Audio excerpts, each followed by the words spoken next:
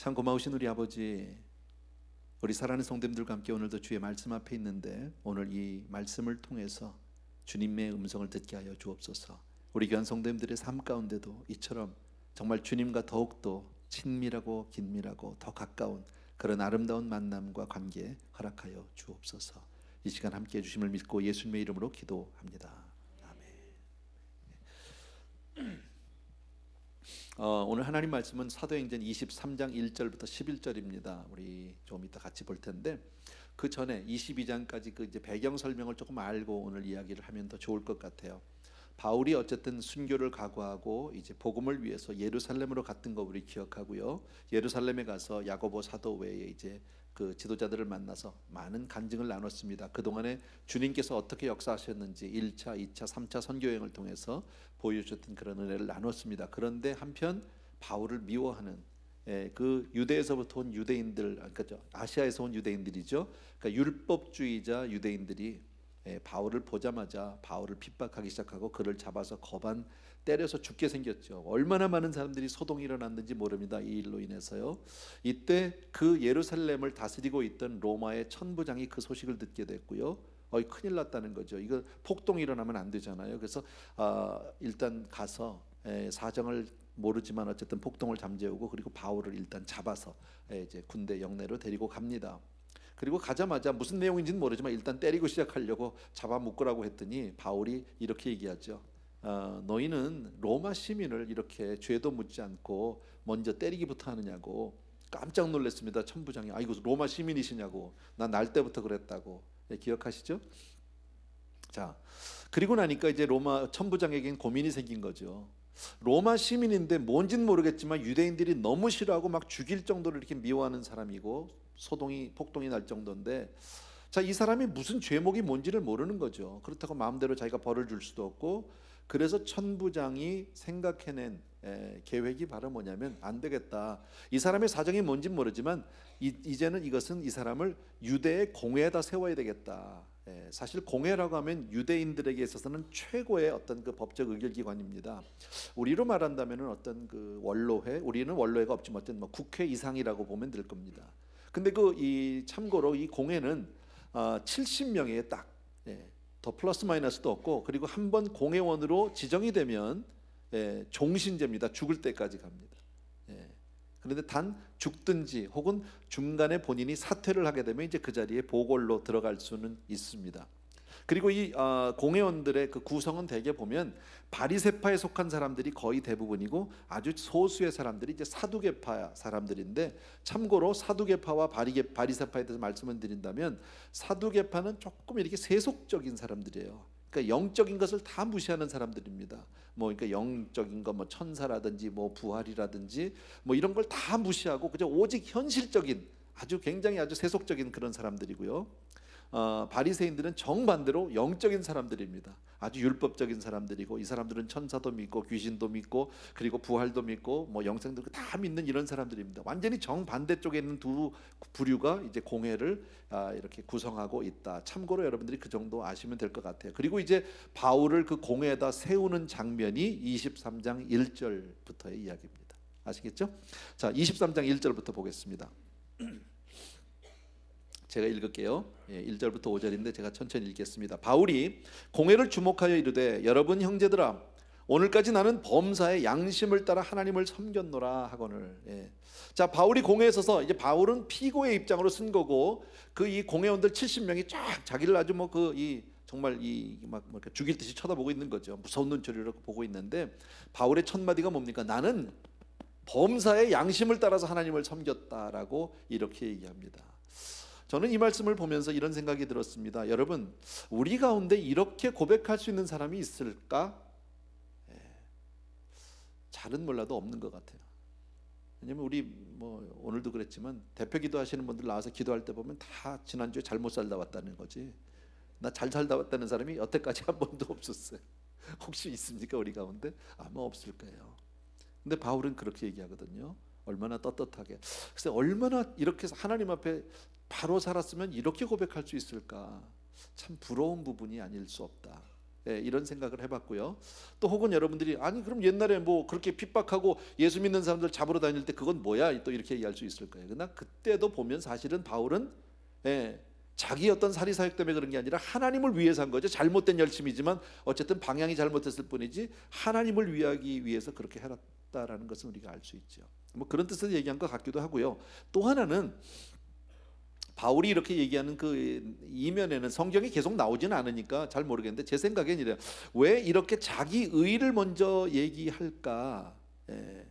왜 이야기의 시작을 자기 의를 먼저 드러내는 것으로 시작을 했을까? 어쩌면 나 이렇게 살았던 사람이야. 나 정말 이렇게 하나님 앞에 한 점 부끄러움 없이 살았던 사람인데도 불구하고 구원은 안 되더라고 내 힘으로. 어쩌면 하나님의 은혜를 더욱 드러내기 위해서 자기 자신을 이렇게 소개했던 것이 아닌가 이런 생각을 해보았습니다. 혹시라도 우리 가운데 여러분 나만큼만 살아라. 그래도 난 한 점 부끄러움 없이 살았다. 그래도 뭐 나 같은 사람이 아니면 누가 하나님이 뭐 누굴 데려가 혹시 이런 착각 속에 사는 사람은 없게 되길 바랍니다. 있을지도 몰라요. 혹시요. 간혹 있어요. 근데 없었으면 좋겠어요. 자, 계속 읽겠습니다. 2절에 대제사장 아나니아가 바울 곁에 서 있는 사람들에게 그 입을 치라 명하니. 아니 이 얘기를 딱 듣고 나니까 대제사장이 너무 한심한 거지. 말이 안 되는 소리를 하고 있는 거죠. 뭐 이렇게 건방진 놈이 다 있어. 저놈 주둥이를 쳐라 이제 이렇게 된 거죠. 그때 3절에 바울이 이르되 회칠한다며. 회칠한 이 회벽을 치렀다는 얘기죠. 하나님이 너를 치시리로다. 내가 나를 율법대로 심판한다고 앉아서 율법을 어기고 나를 치라 하느냐. 사실 바울의 말이 또박 맞죠. 왜냐하면 율법대로 심판하겠다고 거기 앉아가지고 나의 죄를 묻지도 않고 따져보지도 않고 일단 때리기부터 하라면 너는 율법을 범하는 자가 아니냐. 하나님이 너를 칠 것이다. 아주 똑부러지게 얘기합니다. 여기서 저는 이 생각을 또 한번 해봤습니다. 여러분 입장을 바꿔서 우리가 바울이라고 지금 생각하고 공회 앞에 서 있다고 한번 생각해 봅시다. 내가 피고의 입장으로 불꽃 같은 동자 나를 쳐다보고 있는데 전혀 쫄지 않는다. 세상 말로 바울이 이렇게 떳떳할 수 있다면 하나님 앞에 부끄러움이 없으면 이렇게 세상에서 담대할 수 있는 것 같아요. 사람들은 다 세상 앞에서 사람들 앞에서 자유하지 못합니다. 그죠? 털어서 뭐 먼지 안 나는 사람 없다고 그러잖아요. 그러나 하나님 앞에 부끄러움이 없으면 세상을 향해서도 담대할 수 있지 않을까 이런 생각도 해봅니다. 자, 4절을 또 보겠습니다. 곁에 선 사람들이 말하되 하나님의 대제사장을 내가 욕하느냐? 옆에 있는 너 대제사장한테 네가 어떻게 감히 그럴 수가 있어? 이 얘기겠죠. 5절에 바울이 이르되 형제들아 나는 그가 대제사장인 줄 알지 못했다. 기록하였을 때 너의 백성의 관리를 비방하지 말라 하였느니라. 바울이 하는 얘기가 뭡니까? 나는 정말 그가 대제사장인지 몰랐다. 그렇다면 내가 그러고선 바로 이제 출애굽기에 있는 말씀을 인용하는데 너의 백성의 관리를 비방하지 말라는 말씀을 합니다. 다시 말씀드리면 나 몰라서 그랬는데 앞으로 안 할게. 더 이상 안 할게 하고 바로 꼬리를 내리는 장면. 다시 말씀드리면 비록 그가 불법을 행했고 율법으로 자기를 율법으로 정죄하지도 않고 불법을 행했지만 그 권위 앞에 나는 순종하겠다 그 얘기죠. 대제사장이라는 권위 앞에 나는 순종을 하겠다. 비록 그가 잘못됐을지라도 지금 그 얘기거든요. 여기서 우리가 한 가지 생각해 볼 게 있어서 제가 이 말씀을 지금 드립니다. 자, 쉽게 말하면 요즘에 우리 뭐 한국의 그 사태, 뭐 박근혜 대통령 이야기, 최순실 뭐 다 알아요. 우리 마음 가운데 다 분이 있고 화가 있어요. 아니할 말로 우린 멀리 있으니까 뭐 거기 뭐 촛불 들고 가지도 않고 하지만 우리 마음 가운데 어떤 마음이 있냐면 다 가서 내가 때려주고 싶은 마음이 있거든. 그죠? 다시 말씀드리면 내가 심판하고자 하는 마음이 있다라는 거예요, 여러분. 그런데 심판은 우리에게 있는 게 아니라 하나님께 있다. 믿으세요, 여러분? 그죠? 심판은 우리에게 있지 않거든. 그렇다면 우리 크리스천은 뭐 해야 합니까? 우리가 가서 촛불을 들고 뭐 촛불이 나쁘다는 얘기가 아닙니다. 우리가 가서 데모를 하고 그러니까 몸으로 이렇게 물리적으로 뭘 행하기 이전에 우리 크리스천들은 먼저 권위에 순종하고 기도할 수 있는 사람이어야 합니다. 그러면 여러분 기도하면 하나님이 역사하신다 믿으시면 아멘. 우린 그걸 믿는 사람이 크리스천이죠. 심판이 하나님의 손에 있다면 우리가 나가서 소리를 지르고 우리가 나가서 물리적으로 뭐 이러나 저러나 우리가 옥신각신 그게 중요한 게 아니라 하나님께만 구하면 하나님께서 역사하실 줄로 믿으셔야 합니다. 이게 크리스천의 자세라는 거죠. 나라가 잘했다는 지금 뭐 대통령이나 뭐 최순실 씨가 잘했다 그 얘기 아닙니다. 그러나 그 문제는 그 심판은 우리에게 있지 않다. 하나님께 더욱더 기도할 때인 줄로 믿습니다. 자, 6절부터 보겠습니다. 바울이 그중 일부는 사두개인이요 다른 일부는 바리새인인 줄 알고 아까 얘기한 대로 공회의 구성원이 바리새인, 사두개인 이렇게 되어 있다는 거죠. 알고 공회에서 외쳐 이르되 여러분 형제들아 나는 바리새인이요 또 바리새인의 아들이라 죽은 자의 소망 곧 부활로 말미암아 내가 신문을 받노라 그랬죠. 여러분 바울은 공회원이 누군지 너무너무 잘 아는 사람. 근데 이걸 이용했다 이런 뜻이 아니라 그들에게 지금 바울은 뭐만 얘기합니까? 팩트만 얘기하고 진리만 얘기하고 있는 거죠. 나는 죽은 자의 소망 곧 부활. 다시 말씀드리면 예수 그리스도의 부활, 그분 때문에 내가 지금 심판을 받고 신문을 받고 있는 게 아니냐, 자기 입장만 설명을 했습니다. 있는 그대로 이야기를 했습니다. 그랬더니 7절 보니까 그 말을 한즉 바리새인과 사두개인 사이에 다툼이 생겨 무리가 나누어지니 이는 사두개인은 부활도 없고 천사도 없고 영도 없다 하고 바리새인은 다 있다 함이라. 두 부류가 완전히 다른데 지금 죽은 자의 부활 문제 때문에 서 있다고 하니까 부활이 어디 있어? 무슨 그러니까 부활이 왜 없어? 이러고 지금 저들끼리 막 싸우고 있는 거죠.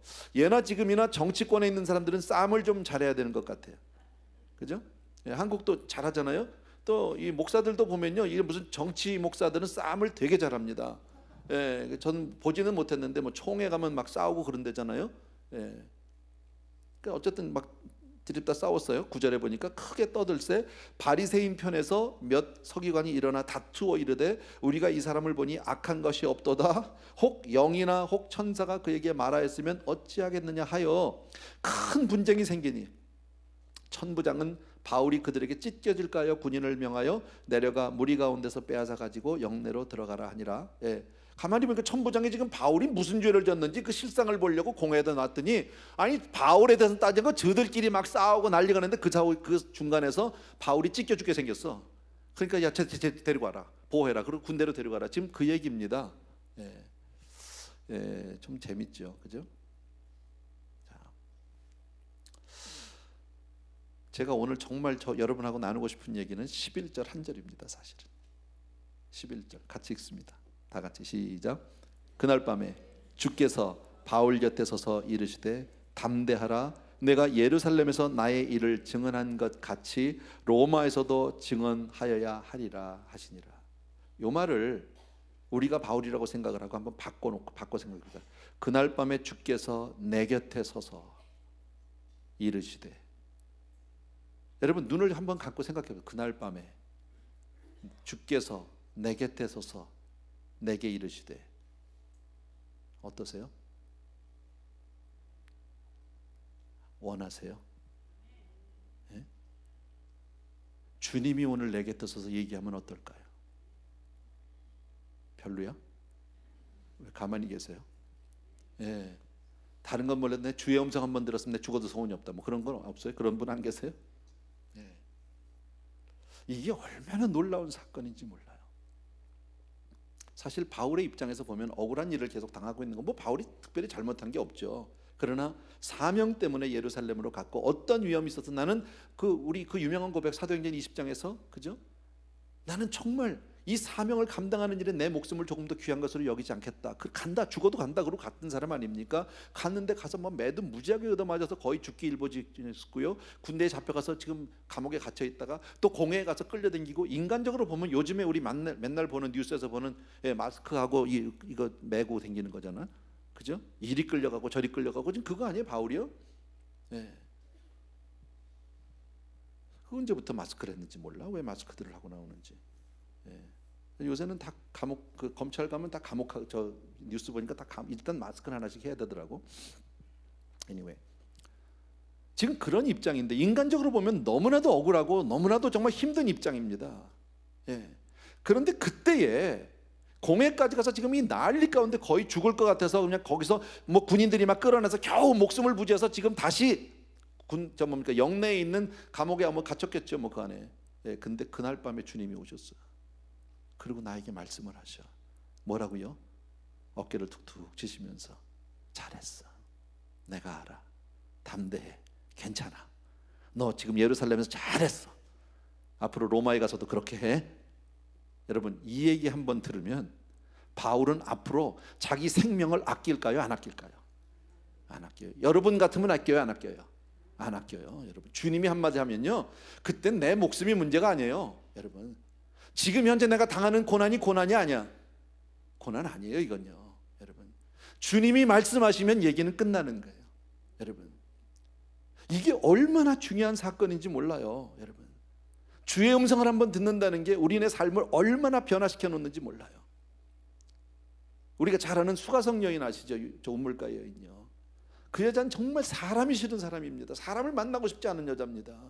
그래서 한낮에 아무도 없을 때 와서 그냥 물이나 길어 가려고 왔다가 주님 딱 만났잖아요. 그리고 몇 마디 하다가 그분이 주님을 깨닫게 됩니다. 주님을 발견하게 돼도 주의 음성을 듣습니다. 여자가 획 달라졌어. 사람이 싫어서 사람을 피했던 여자가 마을 한가운데로 뛰어들어가서 와보라 하는 여자가 바로 그 여자잖아요. 주의 음성을 들으면요, 사람이 완전히 달라질 수 있어요. 세상이 두렵지 않아요. 변할 수 있어요.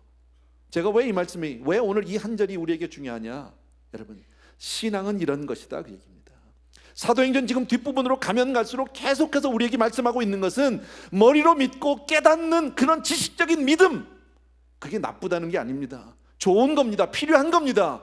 그러나 그것만으로는 안 된다. 그것만으로는 사명의 길을 갈 수 없다 그 얘기입니다. 여러분, 지식적인 믿음 아주 좋은 거지만, 우리가 깨닫고 공부해서 배우는 것 너무 중요하지만 환난을 만나면 바로 무너질 수 있습니다. 흔들리기 시작합니다. 견뎌내지 못합니다. 여러분, 고난 앞에서 얼마나 힘을 잃게 되는지 모른다. 머리로 믿는 게 그래요, 여러분. 그러나 내가 직접 들은 음성, 내가 직접 체험한 주님, 이건 어떤 형편에서도 꺾이지 않습니다. 어떤 형편에서도 흔들리지 않습니다. 왜? 주께서 내게 주신 말씀이니까. 믿으시면 아멘. 네. 여러분, 그래서 제가 저한테 가끔 와서 상담하는 분들이 있습니다. 목사님 이제 신학교를 가려고 하는데요, 뭐 이런 분들이 있어요. 그러면 제가 이런저런 얘기하다 꼭 묻는 질문이 있습니다. 하나님이 당신을 불렀냐고. 하나님이 당신을 불렀냐고. 여러분, 뭐 그래도 주의를 막 하고 싶어서 미리 뭐 가지 말라고 그럽니다. 저는요, 신학교 가서 물어보면요 다 오라고 그럽니다. 학생 받아야 되니까. 물론 공부를 위해서 간다면 제가 말리지는 않습니다. 그러나 사역은 그런 게 아니에요. 왜? 저도 목사하고 사역을 해보니까 설교하고 성경 공부하는 게 어려운 게 아닙니다. 이 많은 사람들과 더불어서 함께 신앙생활하고 그들을 인도하는 보통 어려운 일이 아닙니다. 별의별 일이 다 있습니다. 그런데 그때마다 정말 이 사역의 현장에서 내가 떠날 수 없는 한 가지 이유가 있다면 주님이 나를 부르셨기 때문이에요. 여러분, 내가 지금 무슨 뭐 목사라는 타이틀 때문에 붙어 있는 게 아닙니다. 근데 그 부르심 자체가 없다면 가다가 흔들려 버리면 바로 떠납니다. 나는 그런 사람을 너무 많이 보았습니다. 여러분, 그래서 내게 주시는 음성 한마디는 그 어떤 것보다도 강력한 신앙의 확신이 될 수 있다는 사실입니다. 우리 주님이 지금 그 얘기를 하고 있는 거예요, 성경에서. 여러분, 사울이라고 하는 사람, 예수 믿는 사람들을 그렇게 핍박하고 쫓아다니면서 막 그 퍼밋을 받아가지고 막 죽일 듯이 댕겼던 그가 바울이 됐습니다. 주를 위해서 복음을 해서 생명을 아끼지 않는 바울이 됐는데, 사울이 바울 된 것이 율법을 많이 공부하고 깨달아서 된 걸까요? 아니면 주님의 살아계신 주님의 음성을 들었기 때문일까요? 성경이 뭐라고 얘기합니까? 주의 음성을 듣고 변한 거죠. 공부해서 깨달은 게 아닙니다. 공부가 필요 없다는 얘기가 아니라 율법을 많이 알아서 그렇게 된 것이 아니다라는 겁니다. 다메섹으로 가는 도중에 주께서 주시는 말씀을 들은 거죠. 사울아 사울아 어찌하여 내가 나를 핍박하느냐. 누구십니까? 난 네가 핍박하는 예수. 거기서 끝난 거예요. 거기서 끝나는 거예요. 여긴 논리가 없어요. 여러분, 바울이 이것을 끝까지 예루살렘까지 갈 수 있었던 이유가 뭡니까? 자기가 따져보니까 앞뒤로 다 재보니까 그래도 예루살렘을 가는 게 가장 좋은 길이다 뭐 이래서 간 겁니까? 아니요, 성령께서 그에게 주신 말씀이 있었어요. 감동이 있었어요. 예, 그런 가운데 지금 예루살렘에서 이 어려움을 당하고 고난을 당할 때 주님이 또 한 번 곁에 서서 등 두드리면서 잘했어 내가 너 알아, 담대해, 괜찮아, 너 로마까지 가서. 여러분, 이 체험 한 번이라는 것이 얼마나 귀한지 몰라요. 오늘 본문에 보면 바울이 들었던 말이 두 말씀이 있어요. 하나는 담대하라는 거예요.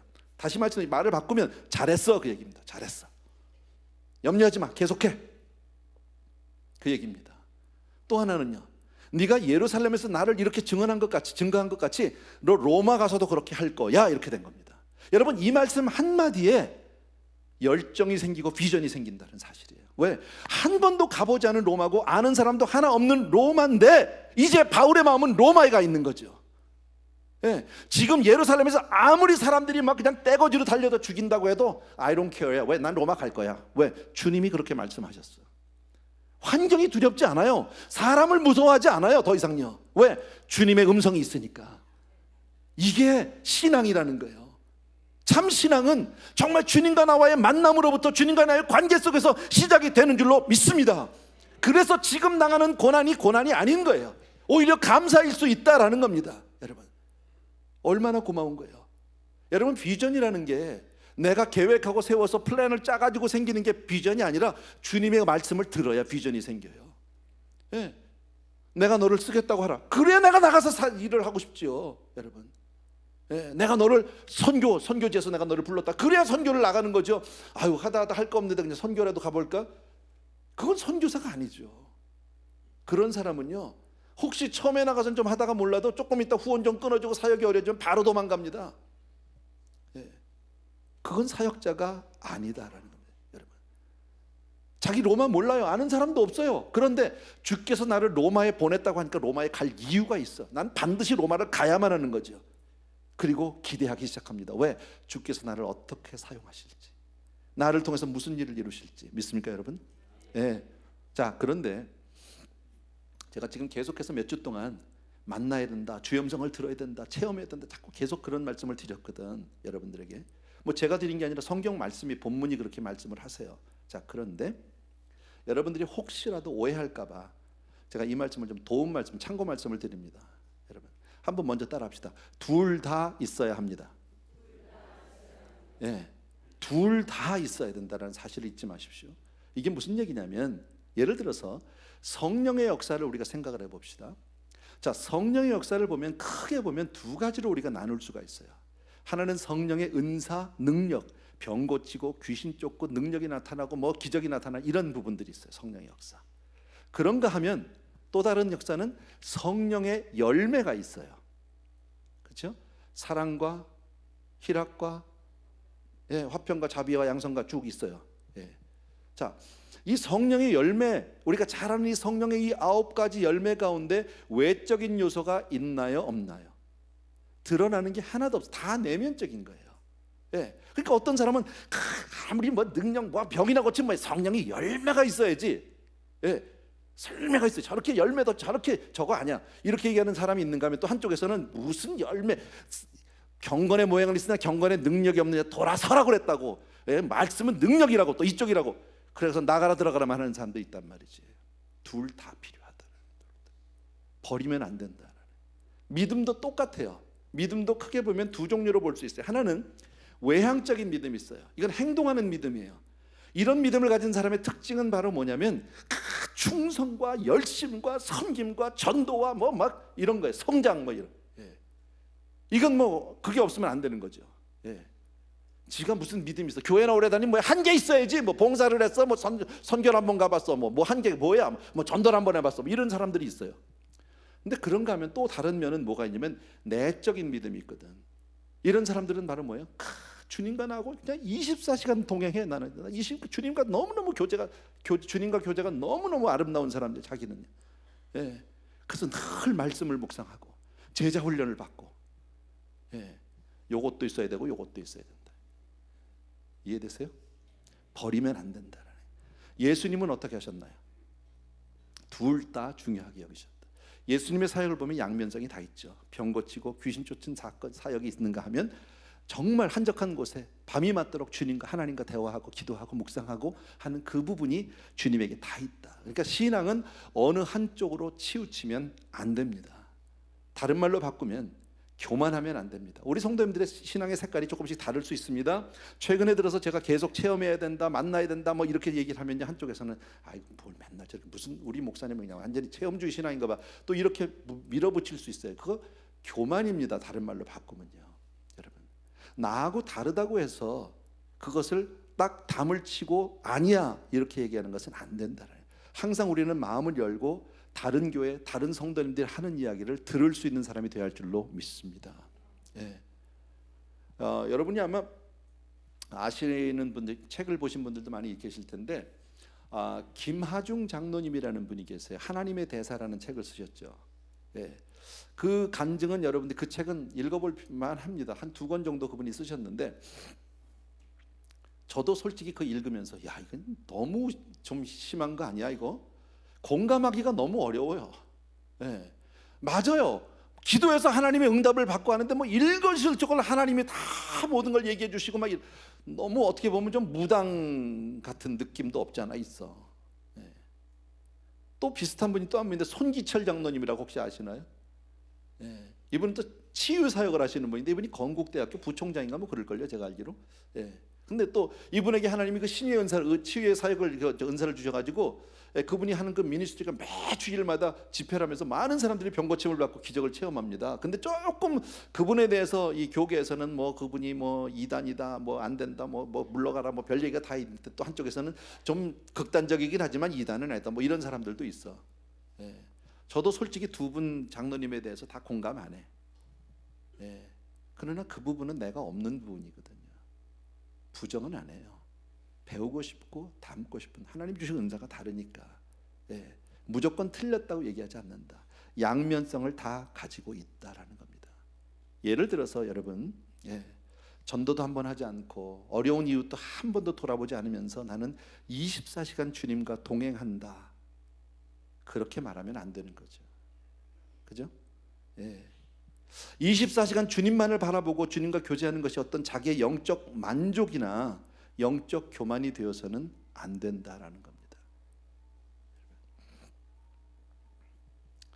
24시간 주님을 바라보고 그렇게 주님과 교제하는 사람, 한다고 하는 사람은 자기가 나가서 열심히 전도도 하고 이웃 구제도 하고 이것을 다 둘 다 가지고 있어야 합니다. 이해되세요? 예. 그래서 두 가지 다. 나는 주님과 너무 같이 있는 게 너무 좋아요. 너무 행복해요. 난 뭐 주님과 너무 딱 하나 돼서 내가 주가 내 안인지 모른다고 맨날 이런 사람이 혹시 있다면요, 이건요 영적으로 너무 교만하고 끔찍한 사건입니다. 아니다. 예. 꼭 기억해 주시기 바랍니다. 신앙엔 양면성이 있다. 그러나 나는 여러분이 그럼에도 불구하고 주님과의 개인적인, 정말 주님과의 여러분들이 어떤 체험적인 만남이 있게 되길 바랍니다. 그 한 사건이 여러분을 완전히 다르게 만들어 놓을 수 있고 사명의 길로 인도할 수 있다. 한 가지만 우리가 더 생각하고 마치려고요. 자, 그러면 오늘 바울에게 주님이 그날 밤에 오셨어요. 곁에 서셨어요. 그리고 어깨를 두드리면서 잘했어, 계속해, 내가 도와줄게, 내가 너를 알아. 얼마나 격려가 되고 얼마나 힘이 됩니까? 자, 주님이 인정하는 길을 가고 있습니다. 주님이 기뻐하는 길을 가고 있습니다. 그런데 왜 주님은 바울에게서 고난을 거두시지 않을까요? 우리가 바울의 사역을 알지. 앞으로 사도행전 끝으로 가면서 바울은 말할 수 없는 고난들을 받게 됩니다. 분명 주님이 기뻐하는 길이고 주님이 인정하는 걸음을 가는데 우리 생각에는 그러면 모든 것이 다 사라지고 정말 평탄하고 행복하고 즐거운 길만 가야 할 것 같은데, 그런데 바울의 삶은 그렇지 않거든요. 왜 그러면 주님이 바울에게 이 고난을 허락하실까 하는 문제입니다. 예수를 잘 믿는데, 우리가 정말 예수를 열심히 믿는데 왜 내 삶이 달라지지 않을까? 내 형편이 펴지지 않을까? 왜 맨날 나는 이렇게 어려울까? 왜 나는 맨날 이렇게 고난 가운데 있을까? 이렇게 우리가 적용해 볼 수도 있을 겁니다. 글쎄 정답일지 아닐지는 몰라요. 근데 제 생각에 몇 가지로 정리를 해봤어요. 왜 하나님이 우리에게 환난을 허락하실까? 첫 번째, 인간 다 거기서 거기에요. 비슷해. 여러분, 사람 별다른 사람 없거든요. 그런데 환난이 있어야 주님을 찾아요. 편안하면 안 찾아요. 살만하면 기도 안 해. 그래서 적당히 하나님이 우리에게 문제를 주시는 것 같아요. 고민거리들을 주는 것 같아요. 어려움이 있는 것 같아요. 교회도 그래요. 지금까지 오면서요, 한 번도 내가 두 다리 뻗고 자는 날이 없어요. 좀 이렇게 얘기하면 너무 제가 과장일지도 모르겠는데 어쨌든 그래요. 내 마음에, 내 가슴에 무거운 짐은 항상 있었어요. 앞으로도 있을 거예요. 근데 그게 없으면 주님 앞에 매달리질 않으니까. 두 번째, 환난을 당해봐야 자기가 누군지를 알아. 평안할 때, 다 잘 될 때는요, 다 할 수 있을 것 같아, 다 잘할 것 같아. 근데 막상 닥쳐보면 안 돼. 아세요? 예를 들어서 수산대학교 교수가 있어요. 그리고 경험 많은 어부가 있어요. 두 사람을 바다에 내놓으면 누가 고기 더 잘 잡을까요? 이론은 뭐 지식은 말할 수 없이 교수가 많을 겁니다. 그러나 현실에 부딪혀 보지 않으면 몰라. 그죠? 제가 아주 이민 초기에 제가 아주 웃기는 체험이 하나 있었어요. 어느 날 이렇게 보니까 미국에 오니까 뭐 전부 내가 해야 되더라고. 뭐 그런 게 많더라고. 그죠? 아파트에다가 이제 제가 제 방에다가 이제 선반을 하나 매야 되겠더라고. 그래서 그때는 홈디포가 없었어요. 빌더스 임포리움이라고 혹시 기억하십니까? 그런 게 있었습니다. 갔어요. 선반 차례. 선반이니까 별거 없잖아. 선반 밑에 브래킷 2개 받고 판자 하나 놓으면 선반 아니야? 그래서 샀어요. 못도 샀어요. 그걸 벽에다가 못 땅땅땅땅 치고 선반 쫙 판자 깔았어요. 그리고 거기다 책을 올렸어요. 바로 무너지더라고. 이게 왜 무너져? 저는 드라이월이 뭔지를 몰랐어요. 근데 무너진 것까지는 좋은데 내가 쳤던 못보다 구멍이 커졌어. 무슨 얘기인지 아시죠? 그러니까 지금 내가 가지고 있는 못 가지고는 이 선반을 맬 수가 없어. 그래서 거길 또 갔죠. 빌더스 임포리움 또 가서 더 큰 못을 샀죠. 그래서 또 쳤어요. 또 무너졌어요. 더 커져서 구멍이야. 그렇게 한 100번 했더니 주먹이 들락달락 하는데 선반은 여전히 아직 안 맺었어. 생각 같아서는 별거 아닌데 막상 해보니까 안 되더라고. 모르니까. 사람이 그런 거예요. 어려움을 당해보지 않으면 내 신앙을 몰라요. 여러분 다 똑같은 것 같죠? 우리가요. 다 같은 예배 드리고 다 같은 교회 다니까 다 똑같을 것 같으세요? 천만의 말씀이에요. 어려움 앞에 가보면 내 실력이 나와요. 어쩌면 하나님은 그래서 우리를 연단 가운데로 훈련 가운데로 몰아붙이시는지 몰라요. 로마서에 우리가 잘 아는 우리가 좋아하는 말씀이 있어요. 환난은 인내를, 인내는 연단을, 연단은 소망을 이루는 줄 알미라. 믿으시면 아멘. 믿음 가운데 있는 사람은 환난에서 끝나지 않거든요. 그것이 정말 인내에서 연단에서 소망까지. 여러분 어떤 환경 가운데서도 우리는 그 마지막 소망을 볼 수 있는 사람이 되어야 할 줄로 믿습니다. 어떤 소망일까요? 여러분 나의 가는 길을 오직 그가 하시나니 그가 나를 단련하신 후에는 나를 정금과 같이. 이 많은 아픔이, 이 많은 고통이, 이 많은 역경들이 마침내 나라는 한 사람을 하나님 앞에 너무나도 아름답고 훌륭한 귀한 사람으로 변화시켜 주실 줄로 믿습니다. 아멘. 여러분 그래서 주의 음성을 들으면 모든 일이 만사형통 아니에요. 여러분 은혜 받으면 모든 게 다 평탄해지고 이제 사업도 잘 되고 뭐 애들도 건강, 그렇지 않아요. 여러분 여전히 내 삶 가운데 문제 있는 것 감사하셔야 되고요. 어려움 있는 거 고마워하셔야 되고요. 그 일 때문에 오히려 내가 주를 닮아갈 수 있는 놀라운 축복이 되는 줄로 믿습니다. 징계함이 없으면 뭐라고요? 사생아래요. 사생아. 성경이 하겠죠. 때로는 간섭이 있는 것도 괜찮아요. 여러분 우리 어렸을 때 읽었던 이 뭡니까 그 소설 한국식으로 톰 소야의 모험 아세요? 읽어보셨죠? 그 톰 소야는 혼자 나는 친구가 하나 있어요. 허클베리 핀이라는 친구가 하나 있어요. 근데 톰이 늘 부러워하는 애가 누군지 아세요? 그 허클베리 핀이에요. 왜 그럴까요? 톰은요 맨날 야 들어라 밥 먹어라 학교 가라 뭐 아침에 일어나라 뭐 세수해라 이 닦아라. 근데 이 허클베리 핀은 아무도 얘기하는 사람이 없어요. 얘 고아야.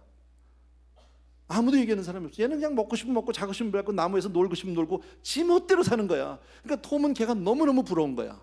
근데 걔처럼 살면 인생은 끝나는 거지. 야단을 맞으면서 매를 맞아도 학교는 가야지. 고난의 짐을 져야지. 맞아요? 아멘 안 하시네. 그냥 그렇게 살고 싶으세요? 마음대로요? 아니다. 하나님이 우리를 절대 그렇게 두지 않으세요. 왜? 당신이 사랑하는 자녀니까. 아멘. 여러분 어떤 환경까지도 우리가 꺾이지 않는 그 믿음은 주의 음성을 듣는 데 있어요. 아멘. 그 음성 들으면 어떤 환경도 더 이상 역경이 역경 아니고 고난이 고난 아닙니다. 기도하겠습니다.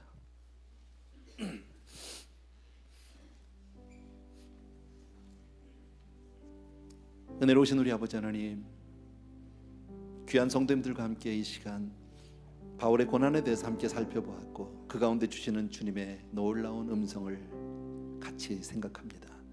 우리에게도 이런 음성이 있기를 원합니다. 내가 들을 수 있는 것이 아니라 주님이 말씀해 주셔야 합니다. 우리가 할 수 있는 것은 그저 사모하고 기다리는 것밖에는 없습니다.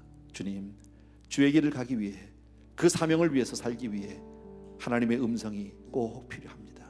우리 사랑하는 성도님들에게도 오늘 정말 주님 주시는 그런 비전을 위해서 주의 음성이 필요합니다. 말씀에 주시옵소서. 그리고 우리 사랑하는 성도님들 한 분 한 분이 정말 주를 위해서 더 큰 열정과 비전의 사람으로 살아갈 수 있도록 은혜를 베풀어 주시옵소서. 감사하고 예수님의 이름으로 기도합니다. 아멘. 다 자리에서 일어나셔서 주의 음성, 주 음성 외에는 아니 죄송합니다. 주의 음성을 내가 들으니 우리 같이 찬양합시다. 주의 음성을 내가 들으니 사랑하는 말일세. 믿는 마음으로 주께 가오니 나를 영접하소서. 내가 매일 십자가 앞에 더 가까이 가오니 구세주의 흘린 보배 피로써 나를 정케 하소서. 아멘. 참 고마우신 아버지, 오늘도 우리에게 예배를 주셔서 이처럼 주의 음성을 들을 수 있게 해주셨습니다. 귀한 성도님들 그 심령마다 주를 만나고자 하는 사모함을 주십니다. 아버지여, 정말 간절히 바라고 나올 때 한 번 왔다 가는 인생입니다. 아침 안개와 같이 정말 순간 지나가는 인생에 주를 알게 하고 믿게 하신 것 정말 감사하지만 여기서 멈추지 않냐고 더 큰 사명을 위해서, 비전을 위해서 살아갈 수 있도록 주여 오늘도 우리에게 말씀하여 주시옵소서. 내게 주시는 말씀들을 듣게 하여 주시기 원하고 나와 함께하는 주님을 체험할 수 있도록 우리 성도님들을 위해 은혜 위에 은혜로 함께하여 주시옵소서. 드려지는 아름다운 예물이 바로 우리의 고백이고 주를 향한 사랑입니다. 받아 주시옵소서. 이제는 우리 주 예수 그리스도의 은혜와 하나님 아버지의 그 무한하신 극진하신 그 사랑하심과 성령님의 내 주인도 교통 충만하심이 이 자리에 있는 모든 주를 사모하는 영혼들 위해 이제로부터 영원토록 함께 계실지어다. 아멘.